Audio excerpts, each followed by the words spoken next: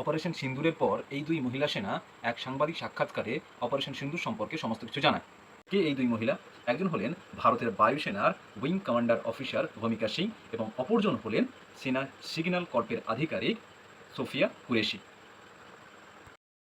Sophia Qureshi ছিলেন একজন বায়োকেমিস্টের ছাত্রী। 1999-এ তিনি সেনায় যোগদান করেন।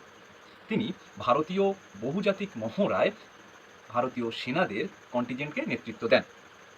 এছাড়া তিনি 6 বছর রাষ্ট্রসংঘের শান্তি বাহিনীর সদস্য ছিলেন। তার দাদুও ছিলেন সেনাবাহিনীর অফিসার। এছাড়া ওনার হাজব্যান্ডও এক সেনাবাহিনীর অফিসার। স্কুল জীবনেই এনসিসিতে যোগদান করেন। 2004 সালে সেনায় অন্তর্ভুক্তি হয়। এছাড়া তিনি পরিবারের প্রথম সদস্য হিসাবে সশস্ত্র সেনাবাহিনীতে যোগদান করেন। 2017 সালে উইং কমান্ডারের ইঞ্জিনিয়ারিং ছাত্রী ছিলেন তিনি। এছাড়া অনেক ঝুঁকিপূর্ণ কাজেও তিনি অংশগ্রহণ করেন। এই দুই বীর অগ্নিকন্যাকে তাদের বীরত্বের জন্য স্যালুট জানায়।